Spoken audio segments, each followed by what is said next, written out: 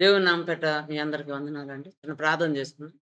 పరిశుద్ధుడైన దేవా, మాకు మనుషుల్లో భేదాలున్నయా? మీరు మనుషుల్ని వేరుగా సృష్టించారా? ఒకటిగానే సృష్టించారా? అనే విషయం నాయన తెలుసుకోవాలని ఆశపడుతున్నా. అది నా మనసులో ఉంది. ఇంకా అనేక మందిలో ఉంటది. ఉండే ఉంది. ప్రభా, దాని విషయాల్లో అనేకులు దీని గురించి సక్రమంగా తెలుసుకుంటానికి, దేవుని యొక్క ఉద్దేశ్యం కూడా మనుషుల్లో ఏంటో తెలుసుకుంటానికి, మీ యందు మేము ధైర్యంగా ఉండటానికి, దేవా, దేవుని యొక్క చిత్తం మా జీవితాల్లో ఏంటో మేము అర్థం చేసుకోగలగటానికి మీరు మాకు సహాయం చేయమని యేసు నామములో ప్రభా, మీరు నాలో ఉండి మీరు మాట్లాడమని నన్ను మీరైతే మరుగుపరుచుకోవాలి. యేసు నామములో ప్రార్థించి వేడుకొంచున్నాను తండ్రి. ఆమేన్. ప్రియులారా, మరి నా మనసులో ఎప్పటినుంచో ఉండేది. నాకే కాదు అనేకులకి ఉన్నటువంటి ఒక అనుమానం, అభిప్రాయాలు కూడా ఉండేయి. దీని విషయంలో ఎవరో మాట్లాడలేరు. సామాన్యంగా ఇంతవరకు మాట్లాడుండరు. ఆహ్, ఒపీనియన్స్ ఉండుండొచ్చు. భావాలు అదే లేపోతే ఉద్దేశాలు ఉండుండొచ్చు కానీ, ఆటన్నిటిని మరి లోపల అనుకుంటాం, తెలుసుకోలేకపోవటం జరుగుతా ఉంది. దీని గురించి నాకు కొంతమందికైనా ఇది అవసరం ఉంటది తెలియజేయాలన్న ఆశతో వచ్చాను. అయితే ప్రియులారా, నే దీని ఉద్దేశ్యం ఏంటంటే మీకు మొదటగా పెట్టినట్టుగా ఏ ప్లస్ అంటే A positive, A negative, B positive, B negative, అట్లాగే O positive, O negative, A positive, A negative, B positive, AB positive, AB negative అనే బ్లడ్ గ్రూప్స్, ఇంకా రకరకాల బ్లడ్ గ్రూప్స్ ఉన్నాయి. ఎక్కువగా మేజర్‌గా అంటే ఎక్కువగా మందిలో ఉండే బ్లడ్ గ్రూప్స్ అన్నమాట ఇయి. ఈట్లి గురించి చెప్పాలని ఆశపడుతున్నాను. అసలు దేవుడు మనిషిని ఒకే రీతిగా చేశాడా? లేదా? అనేది ఈట్లి ద్వారా మనం కనుక్కోవచ్చు. అయితే ఇక్కడ దేవుడు ఈ రోజుల్లో దేవుడు మానవులకు కూడా కులపిచ్చి ఎక్కువైపోయింది. ఏంటంటే కొంతమందిని కొందరు తలలో నుండి వచ్చారని, వాళ్ళు గొప్పని, కొంతమందిని భుజాల్లో నుంచని, కొంతమందిని పొట్టలో నుంచని, కొంతమందిని అంటే ఉదరంలో నుంచి, కొంతమందినేమో కాళ్ళ దగ్గర నుంచి సృష్టించాడంటే, తలలో నుంచి సృష్టించాడన్నవాడు సంతోషపడొచ్చు. కాళ్ళలో నుంచి సృష్టించాడన్నవాడు ఎంతో దిగులు పడొచ్చు. తలలో నుంచి సృష్టించబడినోడు చేయలేని, కాళ్ళల్లో నుంచి సృష్టించబడినోడు ఎన్నో అద్భుతమైన కార్యాలు చేయగలుగుతున్నాడు. అయితే ఈ మరి దేవుడు ఇట్లా భేదం పెట్టినా, దేవుడు చేసిన పనుల్లో అనేకం ఆయన సృష్టికర్త కాబట్టి మనుషులకు కావాల్సినయి అనేకం మనిషికి దేవుడిచ్చినటువంటి అధికారాన్ని బట్టి చక్కగా అనేకం కనుగొంటున్నాడు. మనుషులందరికి ఉపయోగంలో తీసుకొస్తున్నాడు. కళల్లో నుంచి పుట్టినటువంటి వాడు సృష్టించేయి కళ్ళలో నుంచి పుట్టినోడికి ఉపయోగపడుతున్నాయి. భుజాల్లో నుంచి పుట్టినోడికి ఉపయోగపడుతున్నాయి.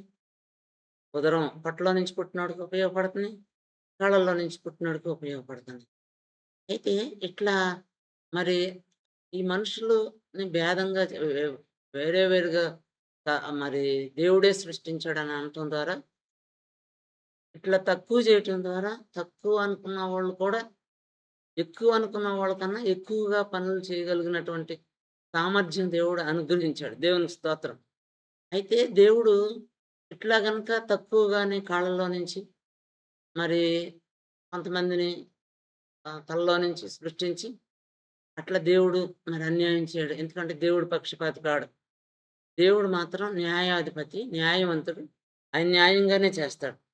అయితే హ్మ్, ఈ విధంగా చేయటం ద్వారా మనుషుల్లో మధ్య వైరం, భేదం అన్నిటికన్నా బాధ కాళ్ళలో నుంచి పుట్టామన్నవాడు ఎంతో బాధపడుతున్నాడు. నిజ దేవుడు అట్లా మనిషిని వివిధ రకాలుగా తక్కువ, ఎక్కువలుగా పుట్టించడం. మొదట తెలుసుకోవాల్సిందేంటంటే, ఎందుకు తెలుసుకోవాలంటే దేవుడు పక్షపాతి కాడు. పక్షపాతం లేనివాడే దేవుడు. పక్షపాతం చూపించేవాడు మాత్రం దేవుడు కాదు. కులాల పేరిట చాలామంది వైషమ్యాలు కలిగించి, చచ్చిన శవాన్ని కూడా ఈ రోజుల్లో మనం అనేక మందిని అనేక చోట్ల చూస్తున్నాం. చనిపోతే కొన్ని చోట్లండి సమాధిలో నుంచి కూడా తీసిన వైనం ఉంది. కొన్ని చోట్ల క్రైస్తవ సమాధులను లేకోకుండా తీసేసిన దేవుడు ఆళ్ళని కూడా పదవుల్లో నుంచి తీసేసాడు. లోకంలో నుంచి కూడా తీసివేయబడ్డారు. ఎందుకంటే మరి పుట్టినోడు ప్రతి ఒక్కడు గిట్టాల్సిందే. సమాధుల స్థలానికెళ్ళాల్సిందే. అక్కడి నుంచి దేవుడి తీర్పులో పాల్గొనాల్సిన అవసరం ఉంటది. అది చాలా ప్రాముఖ్యమైన విషయం. చనిపోయినంక సమాధి చేయబడటం అనేది చాలా ప్రాముఖ్యమైన విషయం. కొంతమందిని సమాధులు కూడా చేయనివ్వల క్రైస్తవులైనటువంటి వారిని.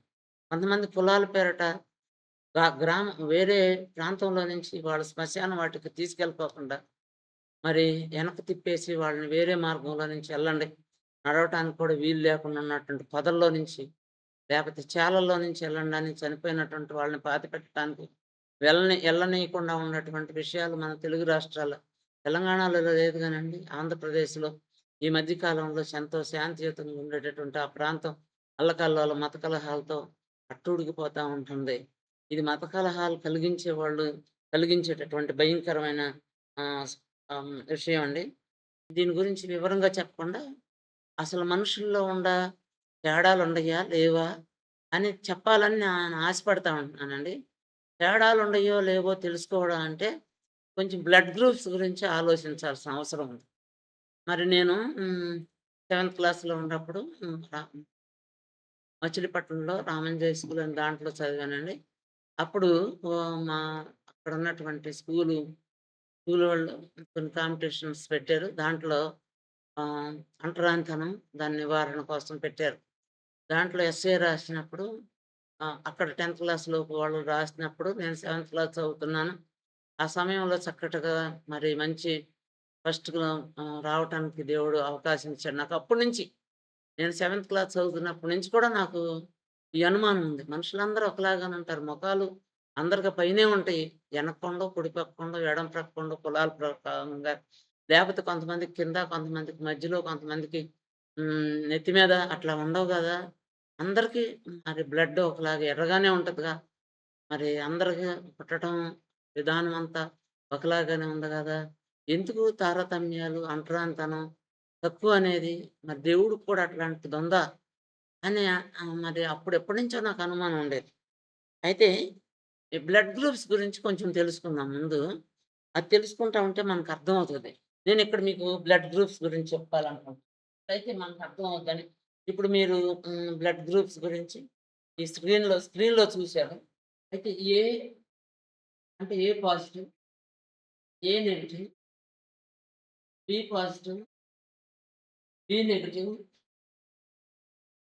ఆహ్, తర్వాత ఓ పాజిటివ్, ప్లస్సే పెడుతున్నానండి positive, O negative, A AB positive, AB negative.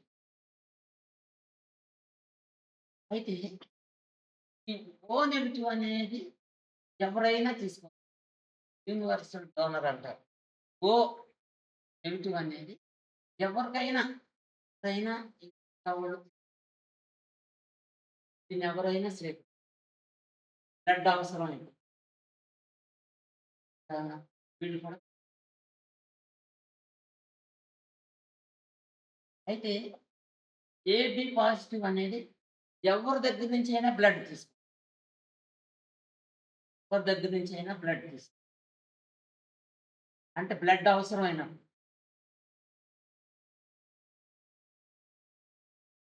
తర్వాత చూడారా ఇది universal donor oh negative. A AB positive అనేది ఇది రిసీవర్ ఎవరి దగ్గర నుంచైనా ఇక్కడి నుంచి కూడా తీసుకోవాలి. ఎక్కడి నుంచైనా బ్లడ్ అవసరమైనప్పుడు వీళ్ళందరి దగ్గర నుంచి తీసుకోవచ్చు. మీకు అర్థమైందనుకుంటాను. కొంచెం గీతలు గీసినప్పుడు చూసారు కాబట్టి, చూస్తే మీకు తప్పకుండా అర్థమవుద్ది. అయితే ఈ బ్లడ్ గ్రూప్స్ అంటే కొంచెం ఇంకా ఆర్‌హెచ్ అనేది అది చాలా గోల్డెన్ బ్లడ్ అంటారది. చాలా తక్కువ మందిలో ఉంటది. మీరిందాక చూసారు గదా! మళ్ళొకసారి మనం చూద్దాం. ప్రియులారా ఇది చాలా తక్కువ మంది. 50 మందిలోనే ఉంటదంట వరల్డ్ వైడ్‌గా. చాలా తక్కువ మందిలో ఉంటది. ఆర్‌హెచ్ అనేది. ఇక్కడ బాంబే బ్లడ్ గ్రూప్ అని ఒకటుంది. అది ఎంత 30,000 మందిలోనే ఉంటదంట. వరల్డ్ వైడ్‌గా. ఇదంటే ప్రపంచ వ్యాప్తంగా ఇంత తక్కువ మంది ఉంటది. అయితే అది కూడా అందరికి పనికొస్తది. ఓ నెగెటివ్ ఎట్లా పనికొచ్చిందో, ఆర్‌హెచ్ అనేది కూడా ఎట్లా అది అందరికి పనికొస్తది. అయితే అది చాలా తక్కువ మంది 50 మంది ప్రజల్లోనే ఉంటదంట. 50 మందికి 50 మందికి వీళ్ళందరికి అవసరమైనప్పుడు తీసుకెళ్ళాం. కానీ ఓ నెగెటివ్ కూడా ఎంత తక్కువ మందిలో ఉంటుందో మనం ఇంకోసారి చూద్దాం. ఎంత తక్కువ మందిలో ఈ ఓ నెగెటివ్ అనేది అందరికి ఉపయోగపడతది గదా! ఇది 3% ఉంటదంటండి. అసలు ఓ నెగెటివ్ అనేది వరల్డ్ వైడ్‌గా 3% ప్రజల్లోనే ఉంటదంట. ఏబీ అనేది 5% ఉంటదంట. 5% ప్రజల్లో. ఈ పై ప ప ఈళ్ళు 3% ప్రజల్లో ఉండే ఈ ఓ నెగెటివ్ అందరికి ఇవ్వాలంటే 3% ప్రజలే దొరుకుతారు కాబట్టి, ఆళ్ళు చాలా తక్కువుంటది బ్లడ్ చిల్లర. అయితే ఇది చాలా తక్కువ మందిలో ఉంటది. అయితే మిగిలింది మరి కొంతమంది ఎవరెవరికి ఏ బ్లడ్‌లో ఉపయోగపడతాయో ఇంకొక స్క్రీన్‌లో మనం చూద్దాం ఒకసారి. స్క్రీన్‌లో చూస్తున్నారు గదా! ఏ ఏ బ్లడ్ ఏ పాజిటివ్ అనేది గివ్స్ ఎవరెవరికి ఇవ్వచ్చు. రిసీవ్స్ అంటే ఎవరెవరికి తీసుకోవచ్చు. ఏ ప్లస్ అనేది, ఏ పాజిటివ్ అనేది ఒక్కటి చెప్తాను. మిగిలినయన్ని మీరు ఈ గ్రూప్‌లో ఇది చాట్‌లో చూసుకుంటే మీకు బాగా అర్థమవుద్ది. ఏ పాజిటివ్ అనేది ఏ పాజిటివ్ వాళ్ళు తీసుకోవచ్చు. ఏబీ పాజిటివ్ వాళ్ళు తీసుకోవచ్చు. ఎందుకంటే మనం ఇక్కడ చెప్పుకున్నాం గదా! ఏబీ పాజిటివ్ అనేవాళ్ళు ఎవరి దగ్గర నుంచైనా బ్లడ్ తీసుకోవచ్చు. మీరిక్కడ దేంట్లో నుంచి చూసినా, ఎక్కడ చూసినా మనకి కనపడతది. క్లియరా? ఎవరికైనా ఇది కూడా ఇవ్వచ్చు. కాబట్టి నా ఉద్దేశ్యం ఏంటంటే, ఈ 2 చార్ట్‌లు చూసిన తర్వాత, దేవుడే గనక మనుషుల్ని తలలో నుంచి, భుజాల్లో నుంచి, పొట్టలో నుంచి అంటే ఉదరంలో నుంచి, కాళ్ళలో నుంచి చేస్తే, ఒకళ్ళ బ్లడ్ ఒకళ్ళకి పడేది కాదు. అందరికీ ఎట్లా క్యాన్సరొస్తే ఏం ఉపయోగిస్తారో, అది తలలో నుంచి వచ్చినోళ్ళకి అదే ఉపయోగిస్తారు. కాళ్ళలో నుంచి వచ్చినోళ్ళకి అదే మెడిసిన్ ఉపయోగిస్తారు. దీన్ని బట్టి మనందరంని దేవుడు ఒకే విధంగా చేశాడనేది జగమెరిగినటువంటి సత్యం. దీన్ని కొంతమంది ఆళ్ళ ప్రయోజనం కోసం మరి చాలా దుర్వినియోగం చేస్తా దేవుని యొక్క విషయాన్ని, చిత్తాన్ని దీన్ని విభాగించి మనుషుల మధ్యన భేదాలు కలుగజేస్తున్నారని నేను నా అభిప్రాయం. దేవుడైతే అట్లా చేసి ఉండడు. దేవుడు అట్లా చేసేవాడు కాదు. దేవుడు అట్లా చేసేవాడైతే గనక దేవుడే కాదు. ఆయన పక్షపాతి. రోమీయులకు రాసిన పత్రిక రెండో అధ్యాయంలో 11వ వచనంలో ఈ మాట ఉంటది. చదివి మనం తెలుసుకుందాం. రోమీయులకు రాసిన పత్రిక 11వ అధ్యాయంలో ఈ విధంగా రాయబడి ఉంటుంది. రెండో అధ్యాయం 11వ వచనంలో అనేక చోట్ల ఈ మాట రాయబడి ఉంటది. ఇది కొత్త నిబంధనకి, పాత నిబంధనకి సరిపోయినటువంటి చక్కటి మాట అండి. పాత నిబంధనలో మొదటి అధ్యాయం, రెండో అధ్యాయంలో మొదటి అధ్యాయంలో దేవుడు ఒకటో అధ్యాయం 26వ వచనంలో దేవుడు మన పోలిక చొప్పున మన స్వరూపమందు నరులను చేయుదము రండని జెప్పేసి, ఆయన రెండో అధ్యాయం 7వ వచనంలో నేలమట్టిని తీసుకొని ఆ నేలమట్టితో నరుని నిర్మించిన వాని యొక్క నాసికారంధ్రంలో జీవవాయువు మీదుగా నరుడు జీవాత్మ అయ్యెను అని చక్కగా దేవుని వాక్యంలో ఉంటది. అట్లా దేవుడు మనిషిని రూపించి, మీరు ఫలించి అభివృద్ధి పొంది భూమిని నిండించమని ఆ ఒక్క మనుషునికి దేవుడు తెలియజేసినట్టుగా నేను నా ప్రతి ప్రసంగంలోనూ నేను ఈ విషయం చాలా వరకు చెప్తాను. నా ప్రసంగాలన్నిటిలోనూ. దేవుడు మనల్ని అట్లా దేవుడు చేశాడు. రెండో అధ్యాయం 11వ వచనం చదువుదాం. దేవునికి పక్షపాతం లేదు. హ్మ్. ధర్మశాస్త్రం లేక పాపం చేసిన వారందరూ చాలు. దేవుడికి పక్షపాతం లేదు. ఇదొకటి మాత్రం దేవుడు ఒకళ్ళని ఈ విధంగా విభాగించి, మనుషులను సృష్టించి, వాళ్ళని తన్నుకొని సావండ్రా, మీరెక్కువని అనుకోండి, మీరు తక్కువని అనుకోండి, మీరు ముట్టుకోవద్దు మనుషుల్ని అనేది మాత్రం దేవుడు కలగజేసింది మాత్రం కాదు అని నేను మరి ప్రగాఢంగా నమ్ముతానండి. ఎందుకంటే మనం చూసినట్టుగా ఇక్కడ బ్లడ్ గ్రూప్స్ ఎందుకిట్లా ఏర్పడతాయనేది అది చాలా పెద్ద సబ్జెక్టు. నేను సంవత్సరం నుంచి ఆలోచిస్తున్నాను. అంత సబ్జెక్ట్ ఇప్పుడు చెప్పాలంటే కనీసం 5, 6 రోజులన్నా కొద్దిగా అర్థం అవ్వటానికి చెప్పాల్సిన అవసరం వస్తదనమాట. కాబట్టి కొంచెం సమయంలో చెప్పుకుంటానికి ఇదిగో చూడండి. ఓ నెగెటివ్ అనేది అందరికీ పనికొస్తది. ఈ ఇక్కడ ఆహ్, ఓ నెగెటివ్, ఓ ప్లస్ కూడా అంటే ఓ పాజిటివ్ కూడా పనికొస్తది. ఏబీ పాజిటివ్, ఏబీ నెగెటివ్ కూడా పనికొస్తది. ప్రియులారా, దేవుడు అందరినీ ఒకలాగానే సృష్టించాడు అని తెలుసుకుంటానికి ఇదొక గొప్ప కారణం. దేవుడు పక్షపాతి కాడు. మనం చదువుకున్నాం గదా! దేవుడు మనల్ని ఆయన ఇష్టానుసారంగా చక్కగా మరి సృష్టించాడు. ఈ రక్తం అందరిలాగా కులాలుగా చెప్పుకుంటే గనక ఏ కులంగా కలలో నుంచి వచ్చిన వాళ్ళ అన్న వాళ్ళ కులంలోనూ ఏ పాజిటివ్ ఉంది. కాళ్ళలో నుంచి వచ్చినోళ్ళు అన్న వాళ్ళలోనూ ఏ పాజిటివ్ ఉంది. కలలో నుంచి పుట్టారన్న వాళ్ళలోనూ ఏ నెగెటివ్ ఉంది. కాళ్ళలో నుంచి పుట్టారన్న వాళ్ళలోనూ ఏ నెగెటివ్ ఉంది. అంటే మధ్యలో వాళ్ళ గురించి చెప్పలేదనుకుంటారేమో, నేను మధ్యలో వాళ్ళ గురించి కూడా చెప్తా. భుజాల్లో నుంచి పుట్టేవాళ్ళు అన్న వాళ్ళలోనూ B positive, A positive, A negative. B positive ఉంది. కాళ్ళలో నుంచి పుట్టాడు, తలలో నుంచి పుట్టేవాడు అన్న వాళ్ళలో కూడా బి పాజిటివ్, బి నెగెటివ్ ఉందండి. కాళ్ళలో నుంచి పుట్టినోళ్ళలోను, కడుపులో నుంచి పుట్టినోళ్ళలోను, భుజాల్లో నుంచి పుట్టినోళ్ళలోను, తలలో నుంచి పుట్టినోళ్ళలోను, ఇంకా అదములుగాను చాలా అణచివేయబడిన కులాలుగా పుట్టినోళ్ళలోను అందరిలోను కూడా ఇయన్నీ ఉండయి. మిగిలినోళ్ళందరిలోనూ ఉంటాయి. అట్లాగే ఇది కూడా అందరిలోను మిగిలిన మరి ఈ యొక్క బ్లడ్ గ్రూప్స్ ఉండయండి. ఒకవేళ బ్లడ్ గ్రూపు తలలో నుంచి పుట్టినోళ్ళలోనే కొంతే ఉంటే ప్రియులారా, నేను ఈ బి ఓ నెగెటివ్ అనేది 3% ఉంది. మన దేశంలో తలలో నుంచి పుట్టినటువంటి వాళ్ళు మహా అయితే 5, 6 కోట్ల మంది ఉంటారు. కానీ ప్రపంచంలో వీళ్ళు ఎంతమంది ఉండారు అనంటే, మనం ఇందాక చాట్‌లో చూసుకున్నాం. చాలా తక్కువ మంది ఉండారండి. వాళ్ళు ప్రపంచం అంతట్లో కూడా. ఈ చార్ట్‌లో చూసినట్లయితే 240,000,000 అంటే ఓ నెగెటివ్ 240,000,000 మాత్రమే ఉన్నట్టుగా మనం చూడగలుగుతాం. ప్రియులారా, అట్లయితే మరి ఒకవేళ ఇది ఈ 240,000,000 అంటే మిలియన్ అంటే 10,00,000 240,000,000 ప్రపంచం అంతట్లో. ప్రపంచంలో 840,00,00,000 మంది ఉన్నారు. ఇది గమనించాలి.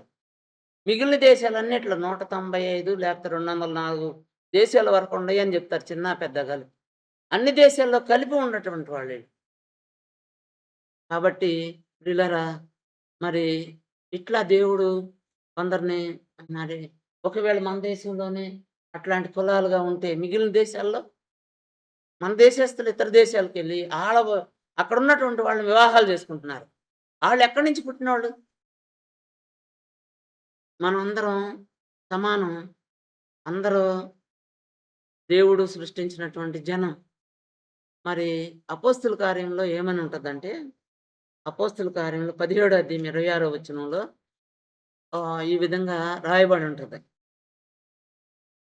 17 అధ్యాయం 26 వచనం. మరియు హ్మ్. యావత్ భూమి మీద హ్మ్. కాపురముండుటకు హ్మ్. ఆయన యొక్క నుండి ప్రతి జాతి మనుషులను సృష్టించి, హ్మ్. వారు ఒకవేళ దేవునిని తడువులాడి కనుగొందురేమో హ్మ్. అని హ్మ్. తన్ను వెదక నిమిత్తము నిర్ణయ కాలమును వారి నివాస స్థలము యొక్క పొలిమేరలను ఏర్పరచెను. దేవుడు ఇక్కడ చెప్తున్నాడేంటంటే, ఆయన అంటే దేవుడు యావత్ భూమి మీద కాపురం ఉంటకు ఆయన ఒకరి నుండి ప్రతి జాతి మనుషుల్ని సృష్టించాడండి. ఒక్కళ్ళ నుంచి అందరం వచ్చాం. అయితే ఆయన ఎవరికి దూరంగా ఉండేవాడు కాదు. ఎవరిని నా చర్చికి రావద్దు, నా గుడికి రావద్దు, నా మసీదుకి రావద్దు అని చెప్పే దేవుడు మాత్రం కాదు. లేపోతే బుద్ధుడు గుళ్ళుండయనుకో రావద్దు. లేపోతే జైనులుండయనుకో అక్కడికి రావద్దు. ఇంకట్లా మిగిలినోళ్ళు మిగిలిన దేవుళ్ళని చెప్పబడుతుంది. మీరు రావద్దు అని చెప్పేవాడు దేవుడు కాదు. దేవుడు కొందరిని తక్కువగా, కొందరిని ఎక్కువగా చేసినోడు కాదు అని బైబిల్ గ్రంథంలో ఇట్లా రాయబడిందండి. ఆయన అందరిలో ఉండవాడే. మరి 4 అధ్యాయం ఎఫెసీయులకు రాసిన పత్రిక 4 అధ్యాయం 6 వచనంలో ఏముంటదంటే, ఆయన అందరికీ తండ్రి అయిన దేవుడు ఒక్కడే. ఆయన అందరికీ పైగా ఉన్నవాడే. అందరిలో వ్యాపించాడు. ఆయన అందరిలో ఉన్నాడు. అందరిలో వ్యాపించాడు. అందరిలో ఉన్నాడు. దేవుడు అందరిలో వ్యాపించి అందరిలో ఉండకపోతే మీరొకసారి గమనించండి. ఎందుకు దేవుడిని ప్రార్థించటం? ఎందుకు దేవుడికి భక్తి చేయటం? ఆయన అందరిలో ఉండకపోతే, అందరినీ దేవుడు ఒకలాగా చూడకపోతే, కొందరిని ఎక్కువగాను, కొందరిని తక్కువగాను చూస్తే ఎట్లా? దేవుడు అందరిని ఒకలాగానే చేసాడు. చనిపోయినాక కూడా అందరూ దేవుని వాక్యంలో ఏముందంటే, మరి మనుషుల్ని దేవుడు మట్టితో చేశాడు. మట్టితో చేసిన నరుడు తప్పకుండా మళ్ళీ మట్టిలోకే చేరాలని దేవుని వాక్యంలో రాయబడిందండి. మట్టితో చేయబడినటువంటి నరుడు ఎవరైనా మధ్యలో ఎక్కడన్నా ఆవిరైపోతున్నారా? అంటే ఇప్పుడు చనిపోయిన వాళ్ళని కాల్చేస్తున్నది. కరెంట్ మీద కాలుస్తున్నారులే.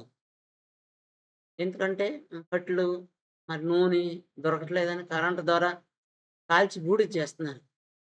కానీ అందరూ చనిపోయిన తర్వాత ఎవరినైనా అక్కడ పెట్టటానికి స్థలం లేకపోయిన దగ్గర ఏ కులస్తుడినైనా అదే మిషన్ మీద పెట్టొచ్చు, లేకపోతే కాల్చొచ్చు, లేకపోతే సమాధే చేయొచ్చు.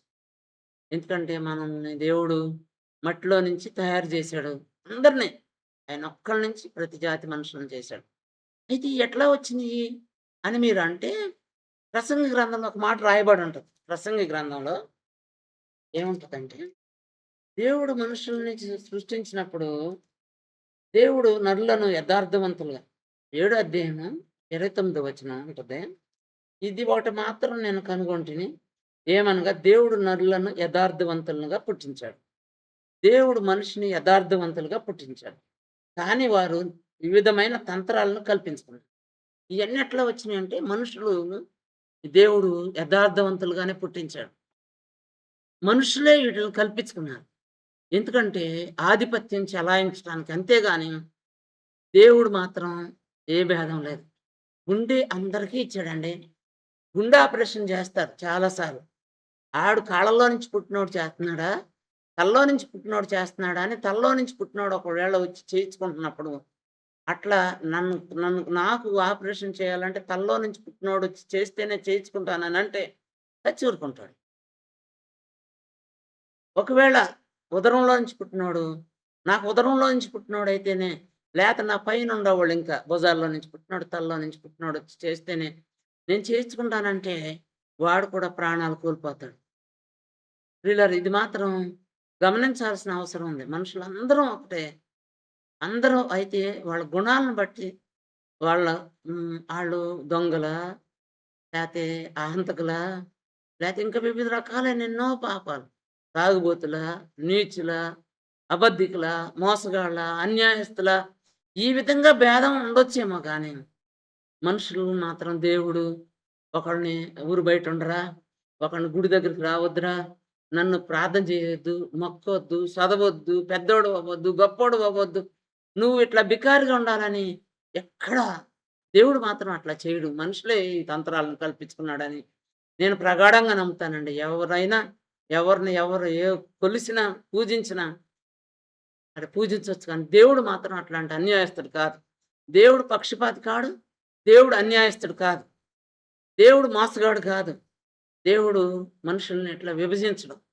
అందరిలోనూ వ్యాపించి అందరిలో ఉండేవాడే దేవుడు. మనుషులే ఈ తంత్రాలను కల్పించుకున్నారు. బైబిల్ గ్రంథంలో 5వ అధ్యాయము, రోమీయులకు రాసిన పత్రిక 5వ అధ్యాయము 12వ వచనంలో ఈ విధంగా రాయబడి ఉంటది. చదువుదాం. రోమీయులకు రాసిన పత్రిక 5వ అధ్యాయం 12వ వచనంలో ఈ విధంగా రాయబడి ఉంటది. 5:12. ఇట్లుండగా హ్మ్. ఒక మనుషుని ద్వారా హ్మ్. పాపం ద్వారా మరణమును లోకంలో ఎలాగ ప్రవేశించునో హ్మ్. అలాగుననే మనుషులందరూ పాపం చేసినందున మరణము అందరికిని సంప్రాప్తమాయెను. అయితే మరణం అసలు ఎందుకొచ్చింది? దేవుడు మనిషిని ఆయన ఉద్దేశం నువ్వు పాపం చేస్తే చనిపోతావు. పాపం చేయొద్దని రెండో అధ్యాయం ఆదికాండం 2వ అధ్యాయం 16, 17 వచనాల్లో 17 వచనాల్లో దేవుడు చక్కగా స్పష్టంగా చెప్తాడు. ఈ పండు తింటే నువ్వు చనిపోతావు. సావకుండా ఉండాలనేది నా ఉద్దేశం. నేను ఏర్పాటు చేసిన చెట్ల పండ్లన్నీ తినమన్నాడు. అయితే దీంట్లో మీకు చాలా డౌట్స్ వచ్చి రకరకాల క్వెషన్స్ ఎయ్యొచ్చులే గానీ, ఏస్తే ఒకవేళ నాకు తెలిసి నేను చెప్పగలిగినయి అయితే చెప్తాను. నన్ను గనుక మీరు క్వెషన్ చేస్తే. మీరు క్వెషన్ లేకపోతే ఎందుకు ఎవళ్ళని అడిగేదని అనుకుంటే, దేవుడిని అడిగే అవకాశం కూడా ఉంది. దేవుడు అట్లాంటి అవకాశం ఇచ్చాడు. ఎవరు దేవుడు అని అడిగితే ఆయన ప్రత్యక్షమైతాడు. మరి దేవుడు నాకు కావాలి నిజ దేవుడు అని అంటే నీతో మాట్లాడే దేవుడు. దేవుడైతే మాట్లాడతాడండి. నేను నిజం, నేను అబద్ధం అనేది మిగిలినయి అబద్ధం. ఏది అబద్ధం, ఏది నిజం అనేది మరి దేవుడు తప్పకుండా తెలియజేస్తాడు. ఎందుకంటే దేవుడి గురించి ఇట్లా చెప్తున్నానని ఎవరన్నా మరి వేరేగా అభిప్రాయపడితే, ఇదిగో ఈ మంచి పాలు, లేతే ఇది మంచి నూనె, మేము అమ్మేది మంచిది. ఇదిగో దీంట్లో ఈ లక్షణాలుండయి అని చెప్తారు గదా! మేము అమ్మే బంగారం మంచిది. ఇదిగో ఇంకొక షాపులో ఇట్లా రిబేట్‌లిస్తున్నారని, డిస్కౌంట్‌లిస్తున్నారని నమ్మి మోసపోకుండా అని ఎట్లా చెప్తారు? దేవుడి గురించి కూడా దేవుడిని ఎంత శ్రమపడి ఆరాధిస్తారండి. గంటలు గంటలు నిలబడతారు అనేక చోట్ల. సమయం వెచ్చిస్తారు, ధనం వెచ్చిస్తారు. హృదయమంతా దేవునికిస్తున్నప్పుడు, పక్షపాతం చూపిచ్చే దేవుడిని ఎవరైతే కొలవగలుగుతారో? ఎవరో మాకు దేవుడుగా ఉన్నాడని అన్న వాళ్ళని అట్లా దేవుడు చెప్తా ఉంటే, నేను మీకు దేవుడిని, మీరు నన్ను పూజించొచ్చు అన్న వాళ్ళు పూజిస్తారేమో. మీ వాళ్ళు మిగిలిన వాళ్ళకి నేను దేవుడిని కాదు, మీరు కింద నుంచొచ్చారు, మీరు అధములు అని ఇట్లా తీసేసినోళ్ళు ఎవరు దేవుడిని పూజిస్తారు? వాళ్ళకి మరి ఎవరో ఎట్లా గతి? ఈ లోకంలో ఉన్నప్పుడు దేవుడు అవసరం లేనోళ్ళు ఎవరుంటారు? మనుషులే చేసుకునే కార్యాలు అన్నీ లేవు.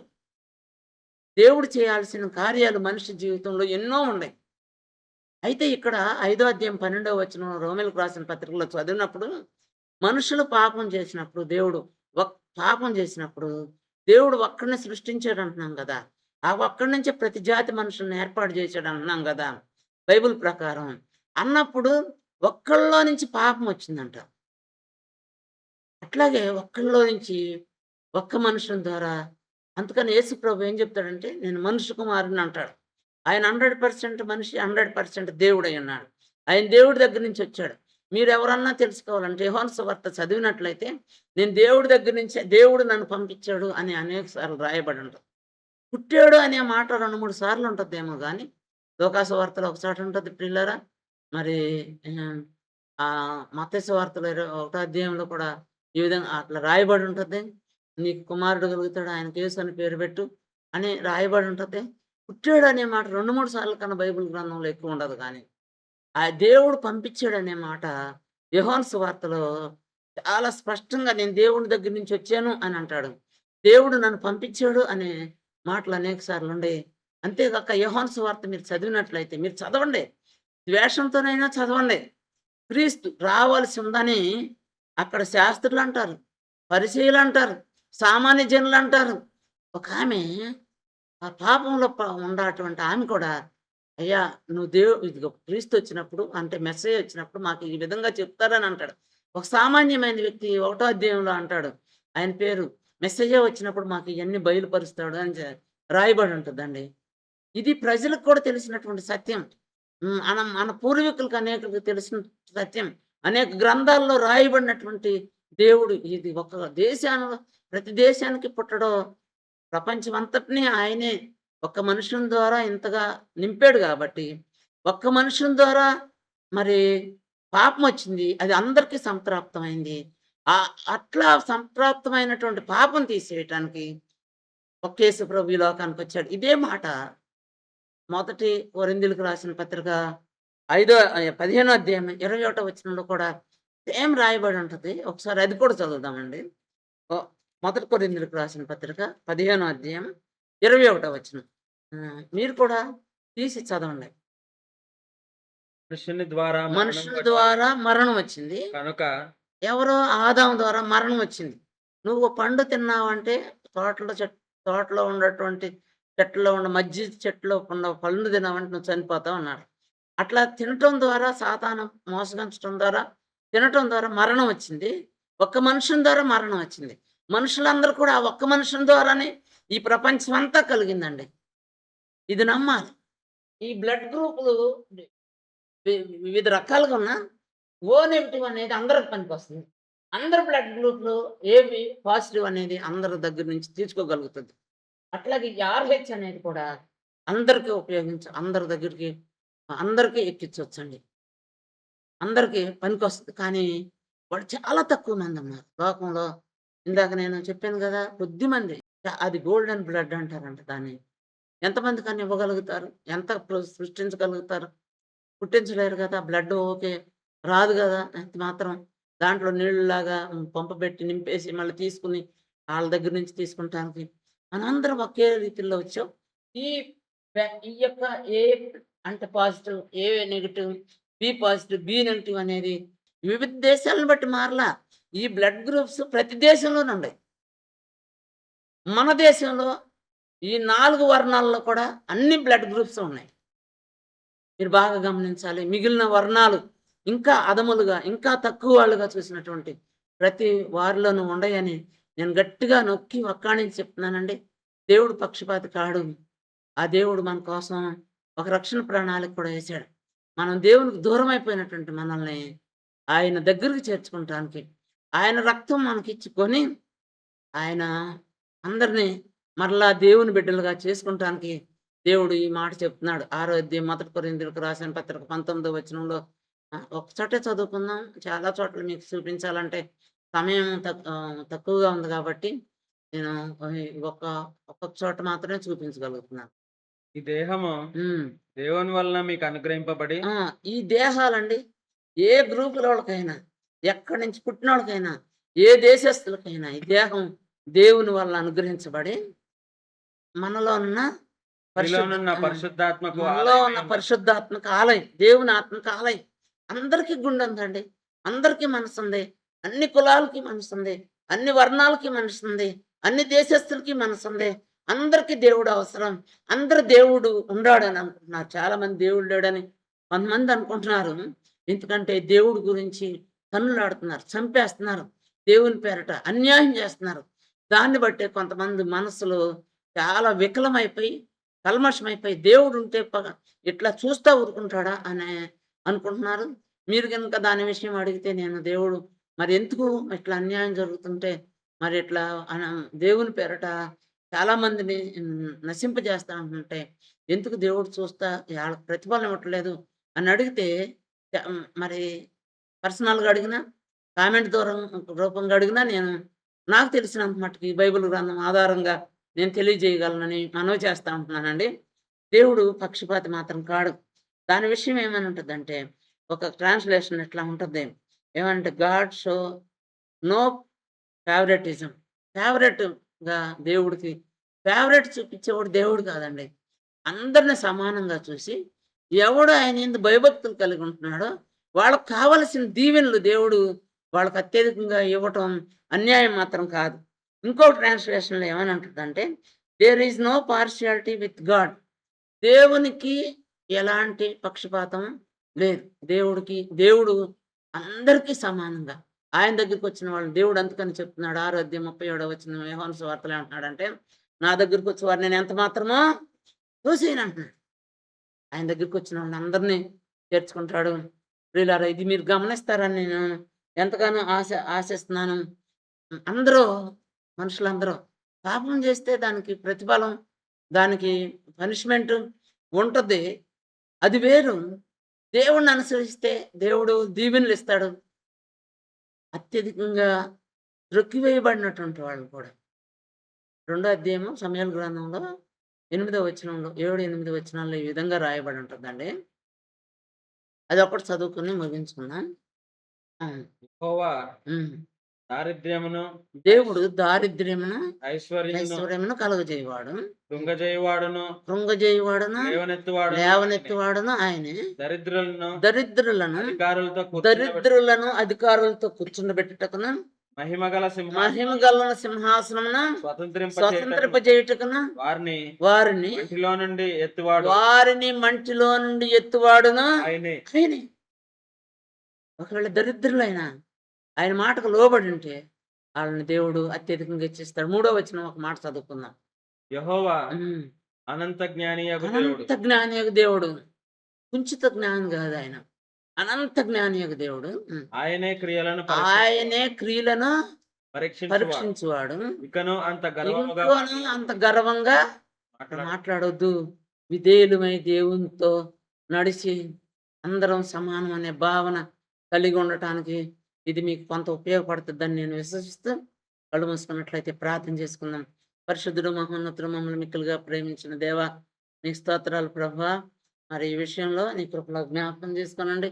నజరేసుక్రీస్తు నామముపేట ప్రభా మా దేశంలో ప్రభా దేవుడు పక్షపాతి కాడు గాని అట్లా దేవుడిని చూపించి కొంతమంది ప్రభా దేవుడి దగ్గర నుంచి వాళ్ళే పూజించి నాయనా నాయనా దేవుణ్ణి నమస్కరించి మేలులు పొందేయాలి, పుట్టేయాలని, దొంగిలించాలని చూసి మనుషులే తేడాగా చూస్తున్నారు. అంత మట్టుకు జంతువులనైనా మంచిగా చూడగలుగుతున్నారు కానీ మనుషులను మాత్రం ప్రభా చాలా నీచంగా చూస్తున్నారు. ఇటు పరిస్థితుల నుంచి మా దేశ ప్రజలను విడిపించి, మేమందరం సమానమే అని ప్రతి ఒక్కళ్ళు బాయ్ బాయ్ అనుకుంటా, నాయన సంతోషంగా ఉంటా సహాయం చేయి. నమ్మింది ఒకవేళ నమ్మకం బట్టి ఎవరు నమ్మింది ఆళ్ళు నమ్మకాల్లో వాళ్ళు కొనసాగుతా ఉండగా బలవంతం కాకుండా ప్రభా ఏది నమ్మకమైందో ఒకవేళ ప్రకటిస్తున్నప్పుడు నమ్మకమైందైతే అనుసరించినయండి, నమ్మకం కాదైతే తిరస్కరించడానికి కూడా మనుషులకు ఫ్రీ విల్ ఇచ్చావు ప్రభా. నేను మేలుని కీడుని నేను మీ ఎదుట పెడుతున్నాను. మీకు ఏది ఇష్టమో అది కోరుకోమని మీరే తండ్రి తెలియజేశారు నాయన. మేలు కోరుకున్నవాడు మేలు ప్రకారం జీవిస్తాడు, కీడు కోరుకున్నవాడు కీడు ప్రకారం జీవిస్తాడు. కానీ మనుషులే దాన్ని నిర్ణయించి ప్రభువా నాయన చాలా భేదాలు కలుగజేస్తున్నారు. ఇది మాత్రం అవాస్తవం అని గుర్తించి ప్రతి ఒక్కళ్ళు ప్రభా నాయన మరి తండ్రి సమాధానంగా శాంతిగా ఉన్నట్టుగా సహాయం చేయమని యేసు నామములో ఇది ప్రజలకు ఉపయోగపడినట్టుగా సహాయం చేయమని యేసు నామములో ప్రార్థిస్తున్నాను తండ్రి. ఆమేన్. యేసు రక్తమే జయం, శిలువ రక్తమే జయం. సాతాను క్రియలకు అనంతకోటి నాశనం, ప్రభు యేసు నామములో సంపూర్ణ విజయం కలుగును గాక. ఆమేన్.